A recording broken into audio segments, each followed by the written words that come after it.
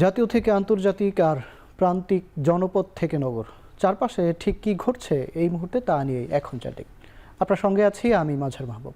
নির্বাচিত সরকারের কাছে ক্ষমতা হস্তান্তর ছাড়া অন্য পরিকল্পনার পরিণতি ভালো হবে না বলে মন্তব্য করেছেন বিএনপির স্থায়ী কমিটির সদস্য আমির খসরু মাহমুদ চৌধুরী। শনিবার সকালে জাতীয় প্রেস ক্লাবে সাবেক রাষ্ট্রপতি জিয়াউর রহমানের 89তম জন্মবার্ষিকীর আলোচনায় একথা বলেন তিনি। আমির খসরু বলেন, অন্তর্বর্তী সরকারকে মনে রাখতে হবে রাজনৈতিক দলগুলোর সমর্থনেই তারা ক্ষমতায় আছে। তিনি আরও বলেন, যারা সংস্কারের কথা বলে তাদের জানা উচিত বিএনপির জন্ম হয়েছে সংস্কারের মাধ্যমে। নতুন করে সংস্কারের কথা শোনা দুঃখজনক বলেও মন্তব্য করেন তিনি। যারা জিয়াবাদের কথা বলে তাদের উদ্দেশ্য ভালো না উল্লেখ করে আমির খসরু বলেন, বর্তমান পরিস্থিতি থেকে উত্তরণের জন্য জাতীয় ঐক্য গড়ে তুলতে হবে।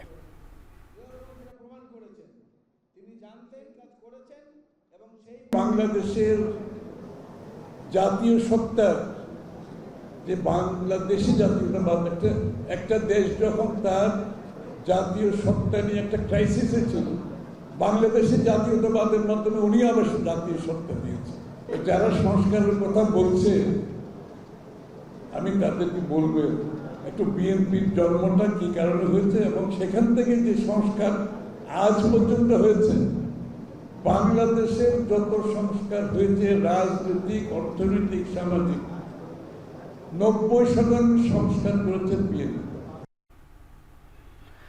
যুক্তরাজ্যের লন্ডন ক্লিনিকে দীর্ঘ 17 দিন চিকিৎসা নিয়ে ছেলে তারেক রহমানের বাসায় গেছেন বিএনপি চেয়ারপারসন বেগম খালেদা জিয়া। স্বাস্থ্যের উন্নতি হওয়ায় শুক্রবার লন্ডনে স্থানীয় সময় রাত 9:30টায় খালেদা জিয়াকে তারেক রহমান তার বাসায় নিয়ে যান। এর আগে বিএনপি চেয়ারপারসনের ব্যক্তিগত চিকিৎসক ডক্টর AZM জাহিদ হোসেন জানান, বিএনপি চেয়ারপারসন আগের তুলনায় এখন সুস্থ, তার শারীরিক অবস্থার উন্নতি হয়েছে, তবে লিভার প্রতিস্থাপনের বিষয়ে এখনও কোনো সিদ্ধান্ত চূড়ান্ত হয়নি। উল্লেখ্য, সাবেক প্রধানমন্ত্রী বেগম খালেদা জিয়া দীর্ঘদিন ধরে liver cirrhosis, kidney, heart, diabetes, arthritis সহ নানা শারীরিক জটিলতায় ভুগছেন। উন্নত চিকিৎসার জন্য গত 8 জানুয়ারি লন্ডন ক্লিনিকে ভর্তি করা হয়েছিল।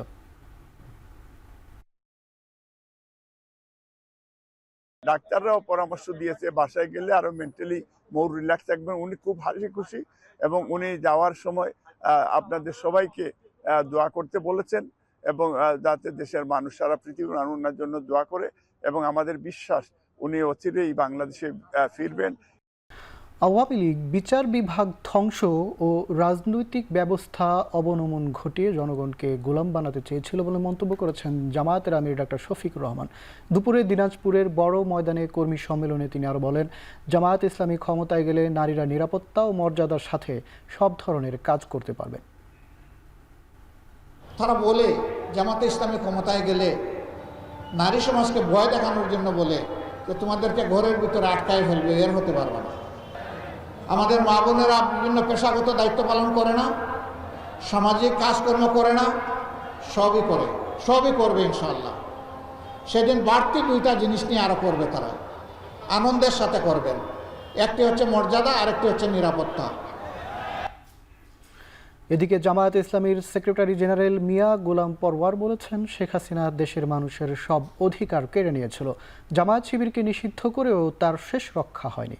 ভোলা সরকারি স্কুল মাঠে দলের কর্মী সম্মেলনে এই মন্তব্য করেন তিনি। একটা পার্টিসিপেটরি ইনক্লুসিভ ইলেকশনের জন্য নির্বাচন অনুষ্ঠিত নিরপেক্ষভাবে করার প্রয়োজনে যে বিভাগগুলো involve, police administration, electoral system, judiciary, constitution, civil administration, 6-7টা ডিপার্টমেন্টের সংস্কার না করে কোনো নির্বাচন নিরপেক্ষ হবে না।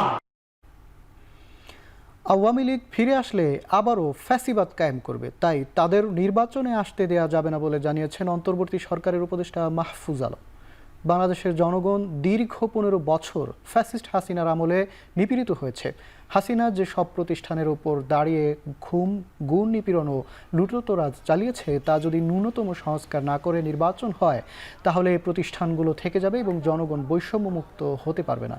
দুপুরে হাজীগঞ্জ বাজারে ছাত্র জনতার সাথে শুভেচ্ছা বিনিময়ের সময় সংক্ষিপ্ত সমাবেশে তিনি এসব কথা বলেন। উপদেষ্টা হওয়ার পর প্রথমবারের মতো নিজ এলাকা লক্ষ্মীপুরে রামগঞ্জ যাচ্ছেন মাহফুজ আলম। বিকেলে রামগঞ্জ সরকারি কলেজ মাঠে গণসংবর্ধনা ও শীতবস্ত্র বিতরণ অনুষ্ঠানে অংশ নেবেন তিনি। পরে উপজেলা প্রশাসন এবং সরকারি কর্মকর্তাদের সাথে মতবিনিময় করবেন।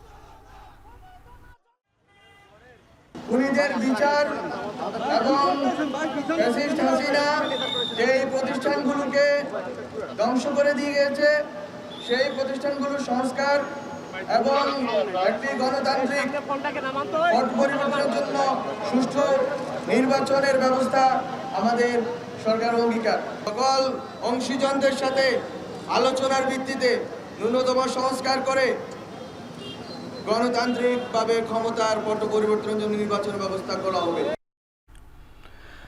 আওয়ামী লীগ গুজব ছড়িয়ে দেশে বিভাজন সৃষ্টি করতে চাচ্ছে বলে মন্তব্য করেছেন জাতীয় নাগরিক কমিটির মুখ্য সংগঠক সার্জিস আলম। দুপুরে পঞ্চগড় মকবুলার রহমান সরকারি কলেজ মাঠে স্কিল ডেভেলপমেন্ট ইউথ সামিটে একথা বলেন তিনি।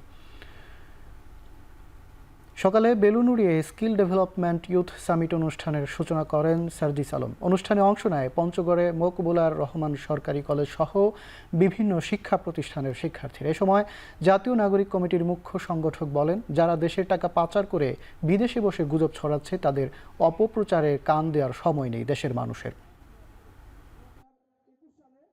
তারা এই যে হাজার হাজার কোটি টাকা দেশ থেকে লুটপাট করেছে, ওই টাকা দিয়ে দেশে তো মুখ দেখানোর মতো মুখ তাদের নাই, মুখে তাদের অলরেডি চুনকালি মাখা, এই মুখ তো আর তারা দেখাতে পারছে না। এই জন্য ওই পাচারকৃত টাকা দিয়ে বিভিন্ন গুজব সেল থেকে, বিভিন্ন তাদের ওই প্রোপাগান্ডা সেল থেকে তারা এগুলো ছড়াচ্ছে।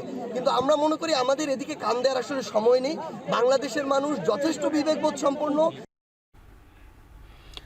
2025 সালের মধ্যে জাতীয় নির্বাচন আয়োজনের আহ্বান জানিয়েছেন খেলাফত মজলিসের নবনির্বাচিত মহাসচিব ডক্টর আহমদ আব্দুল কাদের। তিনি বলেন, গণ অভ্যুত্থানের সুফল পেতে রাজনৈতিক দলগুলোর মধ্যে সংলাপ জরুরি।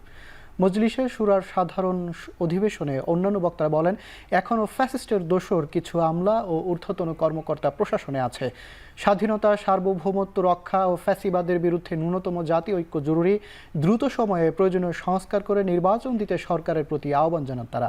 এর আগে 2025-26 2 বছরের জন্য খেলাফত মজলিসের 118 সদস্য বিশিষ্ট কেন্দ্রীয় পরিষদের নির্বাচন অনুষ্ঠিত হয়, যেখানে আমিরে মজলিস নির্বাচিত হন মাওলানা আব্দুল বাসিত আজাদ ও মহাসচিব নির্বাচিত হন ডক্টর আহমদ আব্দুল কাদের।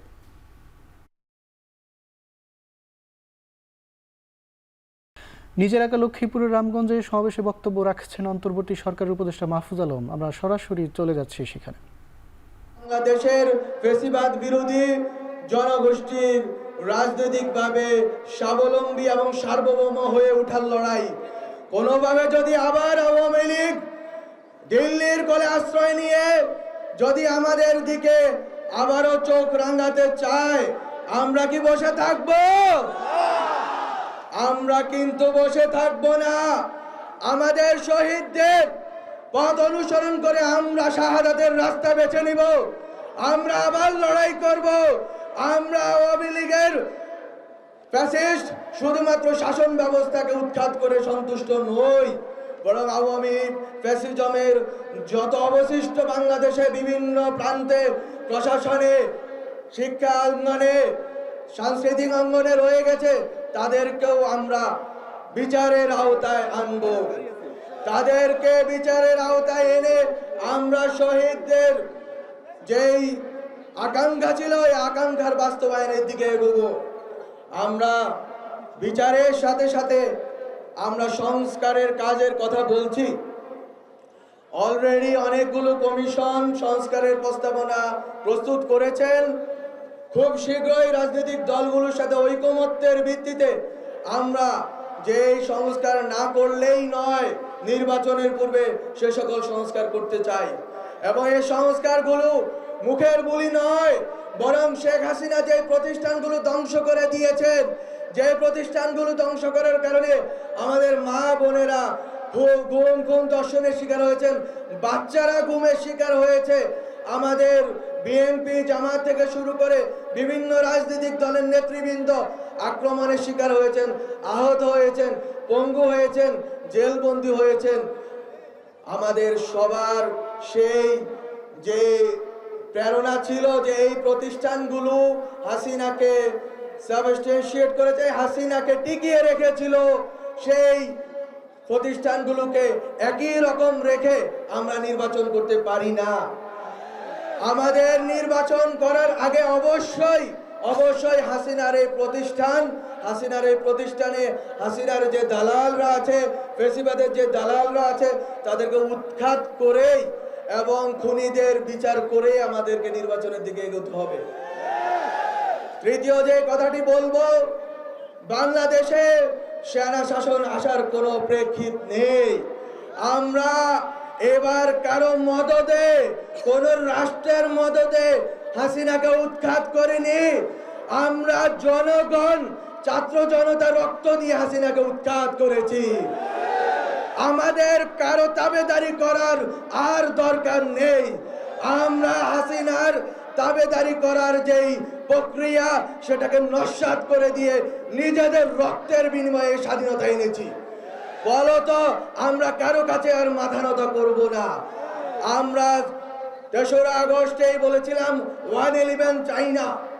111 নিয়ে নিচে ভয় পাওয়ার কিছু নেই, বরং আমরা বলবো, রাজনৈতিক দলগুলোকে বলবো, আসুন বাংলাদেশ পন্থার ভেতর দিয়ে আমরা যারা ফ্যাসিবাদ বিরোধী শক্তি আছি ঐক্যবদ্ধ হই, সরকারকে সহযোগিতা করে এই সংস্কারগুলো করার জন্য।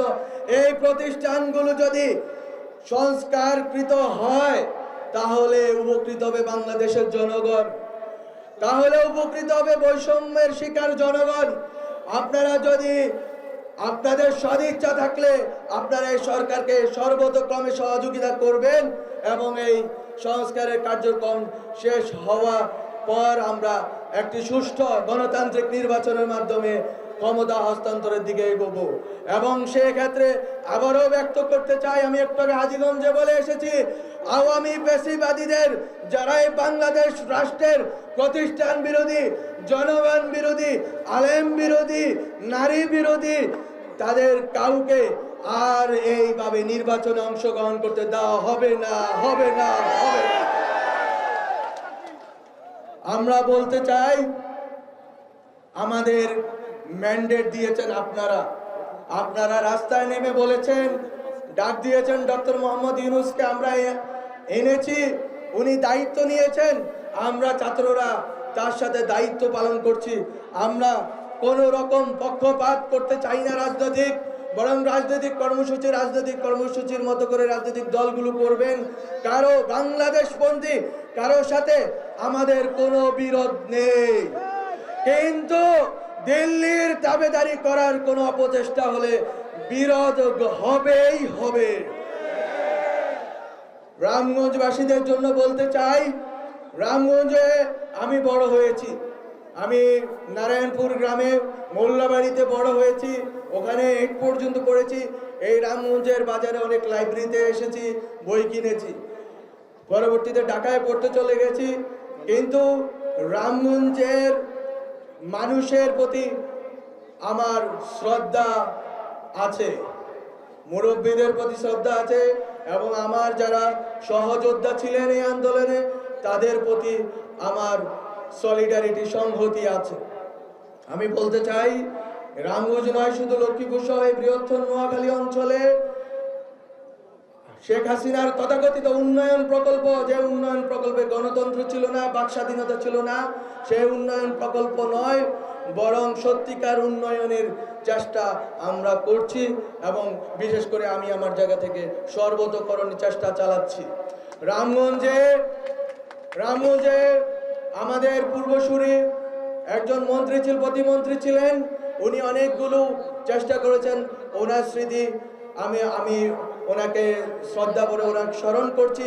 কিন্তু আমার যতটুকু সুযোগ থাকবে, আমি বাংলাদেশ রাষ্ট্রে অন্তর্বর্তীকালীন সরকারের একজন প্রতিনিধি, কিন্তু যেহেতু আমার জন্মস্থান রামগঞ্জ, যেহেতু আমার জন্মস্থান এবং আমার পরিচিত আপনারা, বলতো আপনাদের যে সুবিধার্থে যে প্রকল্পগুলো গৃহীত হয়েছিল, সেই প্রকল্পগুলো যাতে ত্বরিত গতিতে যাতে সাধিত হয় এবং সুষ্ঠুভাবে সেই কার্যক্রমগুলো যাতে আমরা থাকাকালীন সময়ে করে যেতে পারি, সে চেষ্টা আমি করব ইনশাআল্লাহ। আমাদের কাছে রামগঞ্জের বিএনপির নেতৃবৃন্দ আমার সাথে দেখা করেছিলেন, আমি দুঃখ করে বলতে চাই তারা আজকে আসতে পারেননি, তারা আসলে এই মঞ্চটা আরো সুন্দর হতো। অন্যান্য রাজনৈতিক দলের নেতৃবৃন্দ এসেছেন, তাদের সবাইকে ধন্যবাদ। কিন্তু তারা সবাই যেটা আমাকে বলেছিলেন, রামগঞ্জে বিশেষ করে কয়েকটি বিষয় তারা বলেছিলেন যে মিনি স্টেডিয়ামের একটি প্রকল্প আছে, সেই বিষয়টা ইতোমধ্যে সেই বিষয়টা নিয়ে আমাদের পর্যালোচনা চলছে, সেই বিষয়টা আমরা বাস্তবায়নের চেষ্টা করব। গ্যাস পাইপলাইন নিয়ে একটি কথা আছে, সেই বিষয়টি আমার কানে দেওয়া হয়েছে। বিএনপির নেতৃবৃন্দ বলেছিলেন, আরও অন্যান্য রাজনৈতিক দলের নেতৃবৃন্দ বলেছেন, সেই বিষয়টি আমরা দেখব। তার পরবর্তীতে একটি পানির রিজার্ভয়ারের ব্যাপারে বলা হয়েছিল, সেই বিষয়টি আমি আসার পরে এখানে লক্ষ্মীপুরে যিনি দায়িত্বে আছেন তাকে বলেছি, উনি বলেছেন যে এই কার্যক্রম চলমান আছে এবং খুব শীঘ্রই এটা সমাধান হবে। এই ছাড়া আমাদের রামগঞ্জে গত 16 বছরে এই ফ্যাসিস্টরা কোনো উন্নয়ন হতে দেয়নি, কারণ রামগঞ্জের জনগণ গণতন্ত্রের পক্ষে ছিল। গণতন্ত্রের পক্ষে থাকার কারণে এখানে উন্নয়ন হয়নি, উন্নয়ন হয়েছিল গোপালগঞ্জে। লক্ষ্মীপুর, নোয়াখালীকে উন্নয়ন বঞ্চিত করে রাখা হয়েছিল। আমরা সেই উন্নয়ন বঞ্চনা থেকে বাঁচাতে এই যে রোড গার্ডগুলো বন্যার কারণে আরো নষ্ট হয়েছে, আগেও নষ্ট ছিল, রেনোভেশন হয়নি। সুতরাং আমরা চেষ্টা করব এই রেনোভেশন কার্যক্রমগুলো যাতে সম্পাদিত হয় সেজন্য চেষ্টা করব। আমি একটি কথা স্পষ্ট বলতে চাই, আমি একটি নির্দলীয় অবস্থান থেকে আমার অবস্থান ব্যক্ত করেছি, রামগঞ্জের সন্তান হিসেবে, কোনো দলীয় পরিচয় থেকে নয়। রামগঞ্জে যত দলীয় রাজনীতি যারা করেন, যারা ফ্যাসিস্ট বিরোধী, তারা সবাই আমাদের সহযোদ্ধা। তাদেরকে নিয়েই আমরা রামগঞ্জের উন্নয়ন করব এবং রামগঞ্জবাসী আশা করি আমাদের কাজে খুশি হবেন। আমি শেষ কথা বলতে চাই, আমাদের শহীদ ফ্যামিলিগুলো আমাদের সাথে দেখা করতে এসেছেন, তাদের সাথে একটু পরে আমার সাক্ষাৎ হবে, মতবিনিময় হবে। তাদের জন্য তাদের কর্মসংস্থান এবং আহত যারা আছেন, শহীদ ফ্যামিলির সদস্যদের কর্মসংস্থান এবং আহতদের কর্মসংস্থান এবং পুনর্বাসনের জন্য সরকারের প্রকল্প চলমান। গণ অভ্যুত্থান অধিদপ্তর নামে একটি অধিদপ্তর পরিচালিত হবে মুক্তিযুদ্ধ মন্ত্রণালয়ের অধীনে। সেখান থেকে আশা করি আমরা লক্ষ্মীপুর, রামগঞ্জ নয়, শুধু লক্ষ্মীপুরের যারা শহীদ এবং আহত রয়েছেন তাদের পরিবারের চাকরি থেকে শুরু করে আরো পুনর্বাসনের যে প্রক্রিয়া আছে সেটা আমরা শুরু করব এবং ইনশাআল্লাহ। দর্শক, আমরা দেখছিলাম যে লক্ষ্মীপুরের রামগঞ্জে প্রথমবারের মতো নিজ এলাকায় উপদেষ্টা হওয়ার পর মাহফুজ আলম কথা বলছিলেন। রাজনীতি এবং রাষ্ট্র সংস্কার বিভিন্ন বিষয় কিন্তু উঠে আসছিল তার বক্তব্যে। এদিকে জাতীয় শিক্ষক দিবস 2025 উপলক্ষে আয়োজিত শিক্ষক কর্মচারী ঐক্যজোটের প্রীতি সমাবেশে বক্তব্য রাখছেন বিএনপির ভারপ্রাপ্ত চেয়ারম্যান তারেক রহমান। সরাসরি চলে যাচ্ছি সেখানে। শিক্ষার পরিবেশ তৈরি করতে রাষ্ট্র এবং সরকারকে অবশ্যই প্রয়োজনীয় উদ্যোগ গ্রহণ করতে হবে বা গ্রহণ করা প্রয়োজন। শিক্ষকতা পেশা, যে কথাটি আমি এখন বলবো, এই কথাটি এর ভিতরেই কয়েকজন বক্তা এখানে উল্লেখ করেছেন। খুব সম্ভব সেলিম সাহেব ওনার বক্তব্যে উল্লেখ করেছেন। শিক্ষকতা পেশা কখনোই কিন্তু উপায়হীন বিকল্প কিংবা একটি সাধারণ চাকুরি নয়।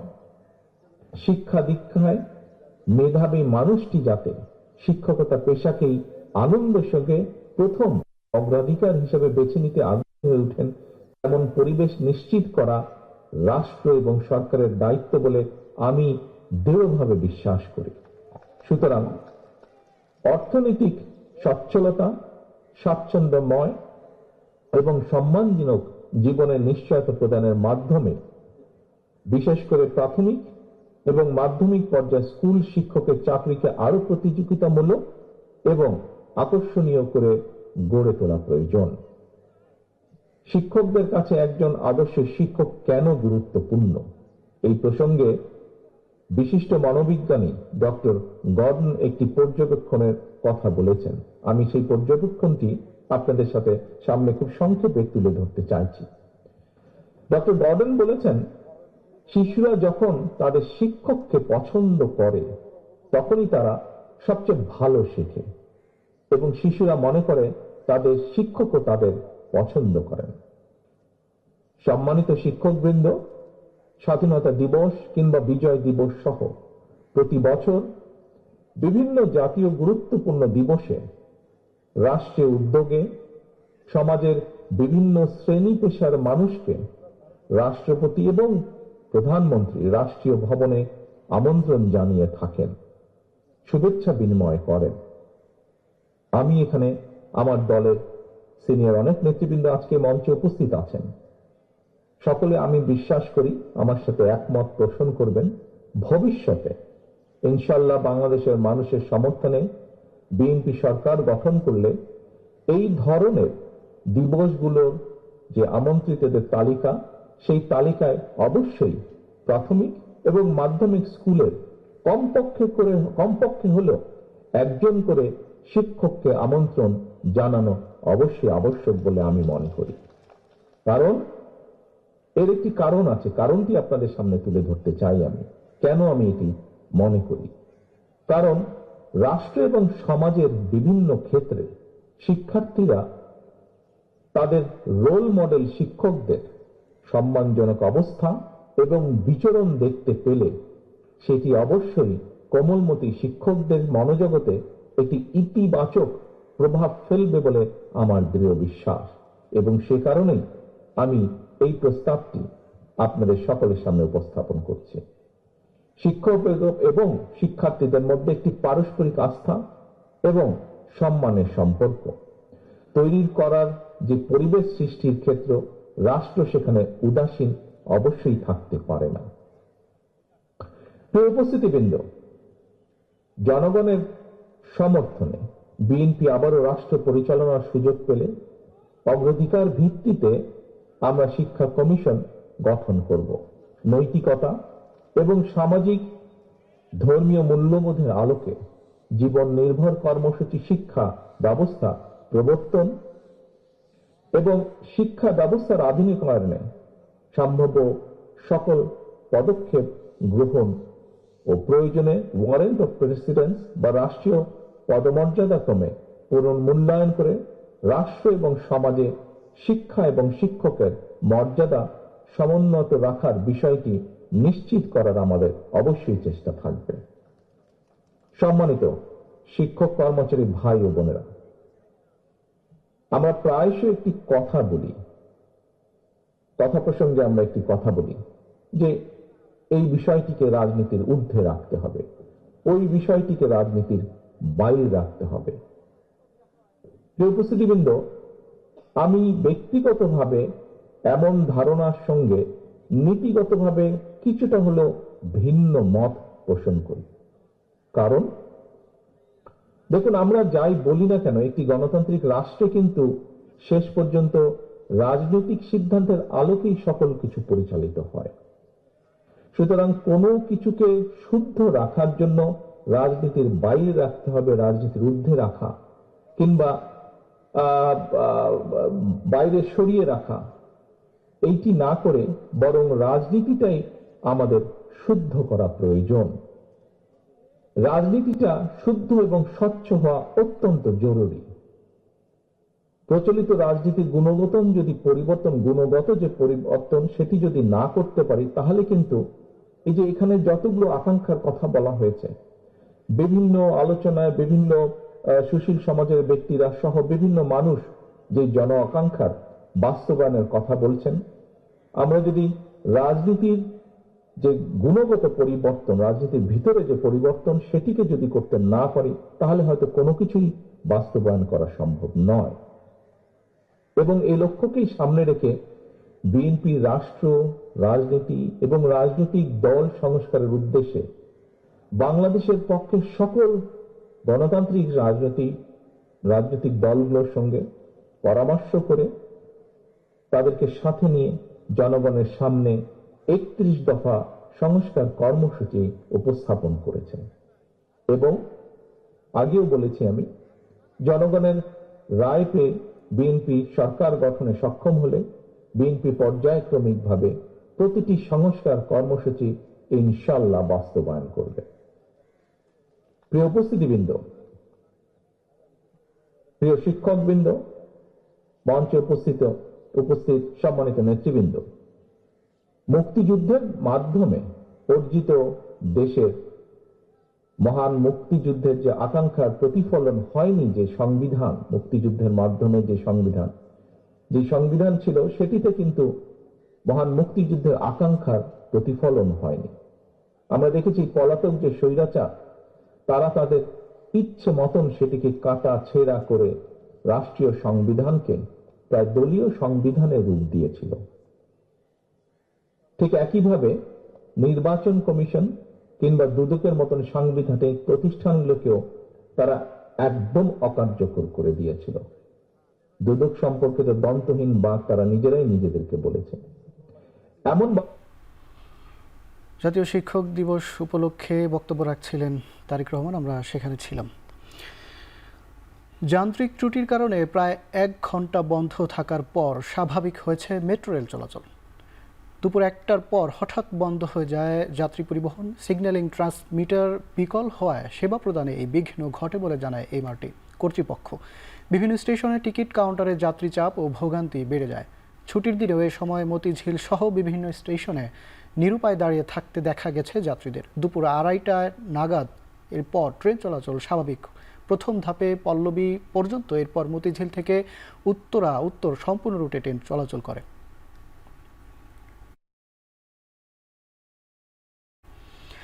ঢাকা বিশ্ববিদ্যালয়ের ভর্তি পরীক্ষায় কোটার যৌক্তিক সংস্কার আনা হয়েছে এবং মুক্তিযোদ্ধাদের নাতি নাতনিকে বাদ দিয়ে শুধু সন্তান পাবে কোটার সুবিধা, এমনটা জানিয়েছেন ঢাকা বিশ্ববিদ্যালয়ের উপাচার্য অধ্যাপক ডক্টর নিয়াজ আহমেদ খান। শনিবার ঢাকা বিশ্ববিদ্যালয়ের কলা, আইন ও সামাজিক বিজ্ঞান ইউনিটে ভর্তি পরীক্ষায় কেন্দ্রে পরিদর্শন শেষে একথা বলেন উপাচার্য। কলা, আইন ও সামাজিক বিজ্ঞান ইউনিটে 2,934 আসনের বিপরীতে 1,25,418 জন শিক্ষার্থী আবেদন করে। এতে প্রতি আসনের বিপরীতে লড়ছে 43 জন শিক্ষার্থী। ঢাকা সহ 8টি বিভাগীয় শহরে এই পরীক্ষা অনুষ্ঠিত হয়েছে।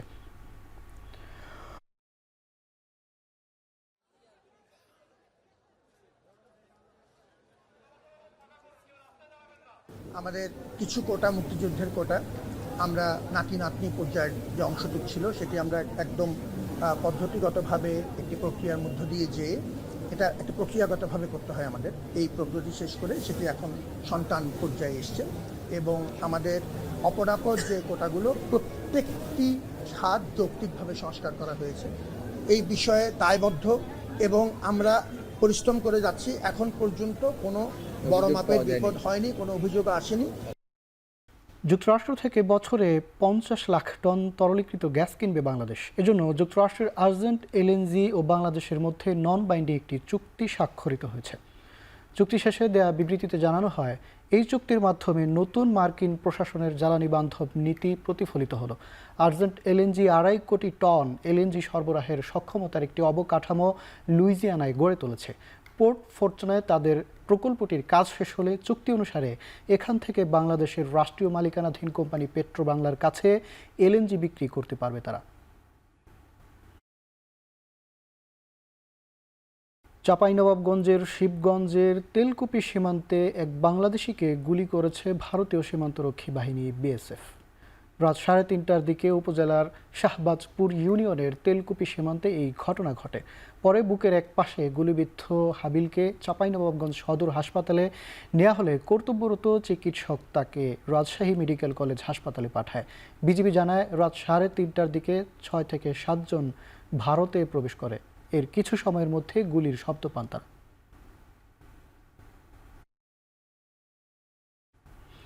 খুলনায় বিশ্ববিদ্যালয়ের শিক্ষার্থী অর্ণব হত্যাকাণ্ডে জিজ্ঞাসাবাদের জন্য 3 জনকে আটক করেছে পুলিশ।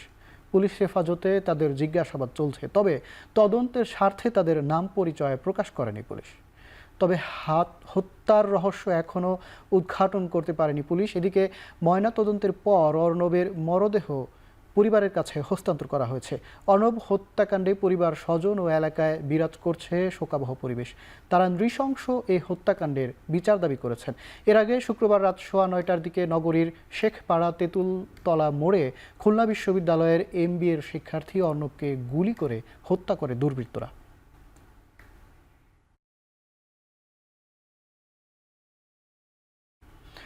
চট্টগ্রামের রাউজানে প্রকাশ্যে ব্যবসায়ীকে গুলি করে হত্যার 24 ঘন্টা পেরিয়ে গেলেও এখনও পর্যন্ত কাউকে আটক করতে পারেনি পুলিশ। তবে এ ঘটনার সঙ্গে স্থানীয় কিছু বিএনপি নেতাকর্মীকে শনাক্তের দাবি করেছেন এলাকাবাসী। ময়না তদন্ত শেষে রাউজানের নোয়াপাড়ার নিরামিষ পাড়ায় আজ ব্যবসায়ী জাহাঙ্গীর আলমের দাফন করার কথা রয়েছে। এদিকে ভয়াবহ এই হত্যাকাণ্ডের পর আতঙ্কিত এলাকাবাসী।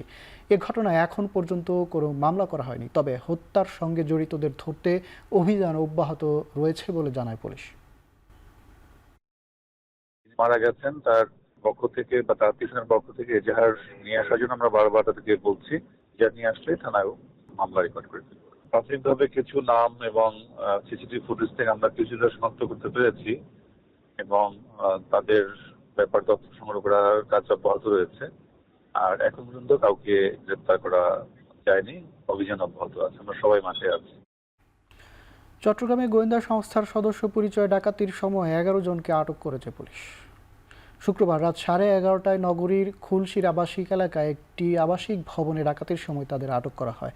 এ সময় তাদের কাছ থেকে জব্দ করা হয় একাধিক খেলনা পিস্তল, ডিজিএফআইয়ের ভুয়া পরিচয়পত্র সহ অন্যান্য সরঞ্জাম। পুলিশ জানায়, ডাকাত দলের সদস্যরা 2টি মাইক্রোবাস নিয়ে ওই এলাকায় গিয়ে গোয়েন্দা সংস্থার সদস্য পরিচয়ে একটি বাসায় ঢোকে, কিন্তু বাসা মালিকদের সন্দেহ হলে তারা খুলশি থানায় যোগাযোগ করে। পরে পুলিশ গিয়ে পুরো ভবনে অভিযান চালিয়ে তাদের আটক করে।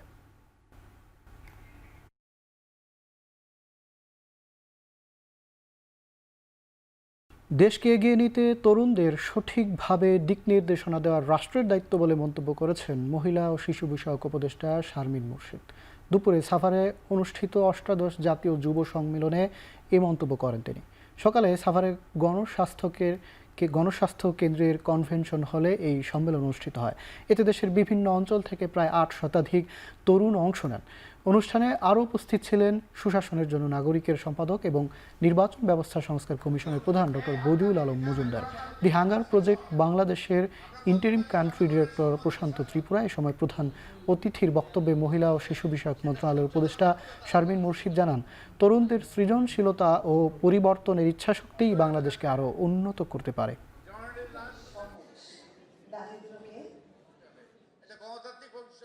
জেগে উঠেছে এই দেশের তরুণ সমাজ, এবং একবার জেগে উঠলে তো আর ঘুমোতে যাওয়া যায় না, যায় কি?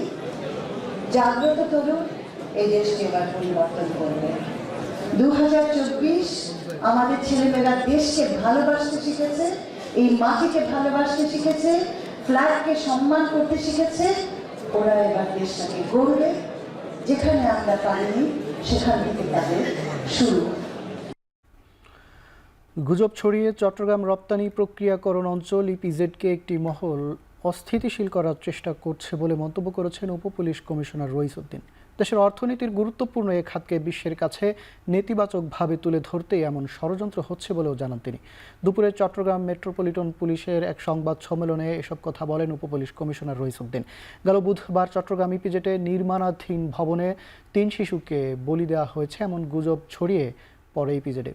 পরে এতে শ্রমিকরা 2 দিন ধরে টানা সংঘর্ষে জড়ায়। পরে পুলিশ পরিস্থিতি নিয়ন্ত্রণে আনে এবং 3 শিশুকে অক্ষত অবস্থায় উদ্ধার করে।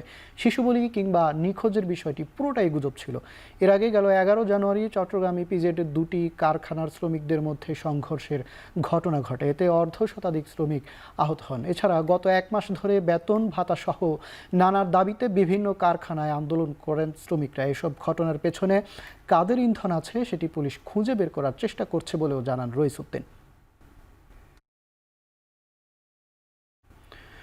বগুড়ায় উপশহর খেলার মাঠে চলছে 3 দিন ব্যাপী পিঠা উৎসব। ক্ষুদে শিক্ষার্থীদের গ্রামীণ ঐতিহ্যের বিভিন্ন পিঠাপুলির সাথে পরিচয় করিয়ে দিতে এমন আয়োজন বলে জানান আয়োজকবৃন্দ। বগুড়ার শাহীন স্কুল এ পিঠা উৎসবের আয়োজন করে। পিঠা উৎসবে অংশ নিয়েছে 9টি স্টল, যেখানে মিলছে শতাধিক রকমের পিঠা। পিঠা উৎসবের পাশাপাশি অনুষ্ঠিত হয় ক্রীড়া প্রতিযোগিতা।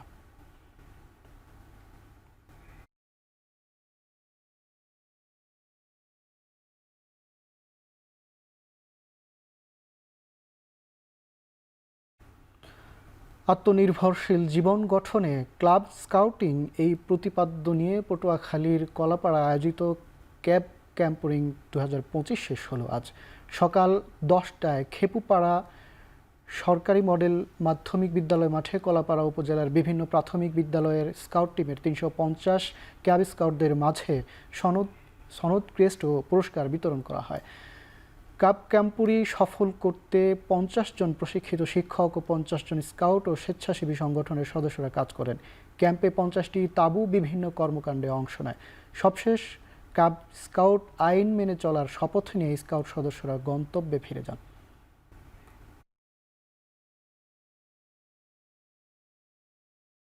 এবার আন্তর্জাতিক প্রসঙ্গ। যুদ্ধবিরতি চুক্তি অনুযায়ী দ্বিতীয় দফায় ইসরায়েলের ৪ বন্দীকে মুক্তি দিয়েছে হামাস। বিনিময়ে প্রায় ২০০ ফিলিস্তিনি বন্দীকে মুক্তি দেওয়ার কথা রয়েছে তেল আবিবের।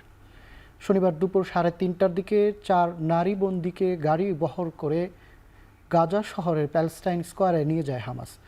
তুলে দেয় রেড ক্রসের হাতে। বন্দী ৪ নারীর গায়ে ছিল ইসরায়েলি সেনাদের পোশাক। দ্বিতীয় দফায় বন্দি বিনিময় দেখতে জড়ো হন বিপুল সংখ্যক মানুষ, যাদের মধ্যে রয়েছে হামাস, প্যালেস্টাইন ইসলামিক জেহাদি ও সাধারণ ফিলিস্তিনিরা। অপরদিকে দীর্ঘ প্রায় ১৬ মাস পর হামাসের হাত থেকে ইসরায়েলি বন্দীরা মুক্ত হওয়ার খুশির জোয়ারে ভাসছে তেল আবিব।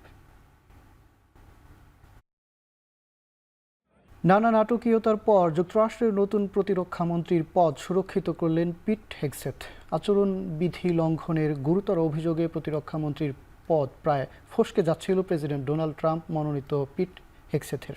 স্থানীয় সময় শুক্রবার রাত হেগসেথকে প্রতিরক্ষা মন্ত্রণালয়ের দায়িত্ব দেয় মার্কিন পার্লামেন্টের উচ্চকক্ষ সিনেট। পদ নিশ্চিতের শুনানিতে যৌন হয়রানি, অনিয়ন্ত্রিত মদপান ও বিশ্বাসঘাতকতার অভিযোগে নিয়ে প্রশ্নের মুখে পড়েন হেগসেথ। সব অভিযোগই তিনি প্রত্যাখ্যান করেন। পরে তাকে প্রতিরক্ষা মন্ত্রী হিসেবে নিয়োগ দেওয়া হবে কিনা সে প্রশ্নে ভোট হয় সিনেটে। সিনেটের সাবেক সংখ্যাগরিষ্ঠ নেতা মিচ ম্যাককলনেসের ৩ রিপাবলিকান সিনেটর ভোট দেন হেগসেথের বিরুদ্ধে। পক্ষে বিপক্ষে সমান ভোট পড়লে ভাইস প্রেসিডেন্ট জে ভ্যান্স হেগসেথের পক্ষে ভোট দিয়ে তার প্রতিরক্ষা মন্ত্রী হওয়ার সিদ্ধান্ত চূড়ান্ত করেন। সাবেক যোদ্ধা ও ফক্স নিউজের এক সময়ের উপস্থাপক হেগসেথ সামলাবেন প্রায় ৩০ লাখ কর্মী ও ৮৫,০০০ কোটি ডলার বাজেটের দপ্তর।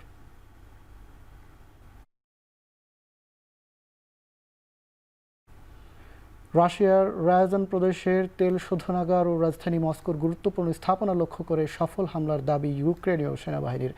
রয়টার্স বলছে, একযোগে ১২১টি ড্রোন ব্যবহার করে এই ডিপ স্ট্রাইক অপারেশন চালিয়েছে ইউক্রেন।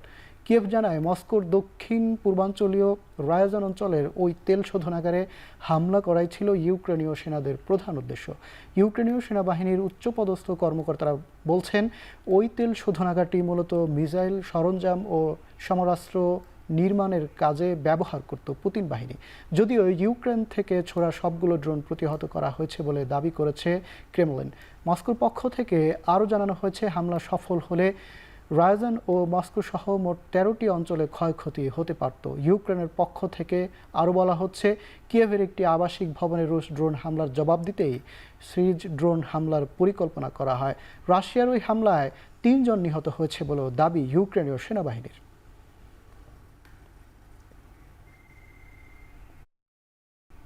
এবারে খেলা প্রসঙ্গ। সরাসরি বিশ্বকাপে খেলার সুযোগ হাতছাড়া করল বাংলাদেশ নারী ক্রিকেট দল। কারণ সিরিজের তৃতীয় ও শেষ ওয়ানডেতে উইন্ডিজের কাছে ৮ উইকেটে হেরেছে জ্যোতিরা। সিরিজ নির্ধারণী লড়াইয়ে টসে জিতে ব্যাটিংয়ে নেমে ১১৮ রানে গুটিয়ে যায় বাংলাদেশ। লক্ষ্য তাড়া করতে নেমে ২৭.৩ ওভারে জয় নিশ্চিত করে ক্যারিবীয়রা। ২-১ ব্যবধানে সিরিজ হারায় বিশ্বকাপের জন্য বাছাই পর্ব খেলতে হবে বাংলাদেশকে। বিশ্ব আসরে খেলা নিশ্চিত করার লড়াইয়ে জ্যোতিদের প্রতিপক্ষ উইন্ডিজ, পাকিস্তান, আয়ারল্যান্ড, স্কটল্যান্ড ও থাইল্যান্ড। ৬ দল থেকে ২ দেশ পাবে বিশ্বকাপে খেলার টিকিট। আইসিসি উইমেন্স চ্যাম্পিয়নশিপ টেবিলে ৭ নম্বরে অবস্থান বাংলাদেশের। টেবিলে প্রথম ৬ দল সরাসরি খেলবে আসন্ন ওয়ানডে বিশ্বকাপ। ইংলিশ প্রিমিয়ার লিগে আজ মাঠে নামছে ম্যানচেস্টার সিটি। রাত 11:30টায় সিটিজেনদের প্রতিপক্ষ চেলসি। তার আগে রাত 9টায় পৃথক ম্যাচে খেলবে লিভারপুল ও আর্সেনাল। একই সময়ে ম্যাচ রয়েছে ব্রাইটন, এভারটন, নিউক্যাসল, নটিংহ্যাম ফরেস্টের। এদিন লা লিগার মাঠে নামছে স্প্যানিশ জায়ান্ট রিয়াল মাদ্রিদ। রাত 2টায় লস ব্ল্যাঙ্কোসদের প্রতিপক্ষ ভায়াদলিদ। এছাড়া আলাদা ম্যাচে মাঠে নামবে অ্যাটলেটিকো, সেভিয়া ও রিয়াল বেটিস। তাছাড়া বুন্দেসলিগায় বায়ার্ন মিউনিখের মুখোমুখি ফ্রেইবুর্গ ও বরুসিয়া ডর্টমুন্ডের মোকাবেলা করবে ওয়েডার। শেষ করছি এখন চারদিকে এখন টেলিভিশন ওয়েবসাইটে দেখতে ভিজিট করুন www.ekhon.tv, ফেসবুকে ভিজিট করুন facebook.com/tv.ekhon, ইউটিউবে সার্চ করুন youtube.com/c/ekhon tv।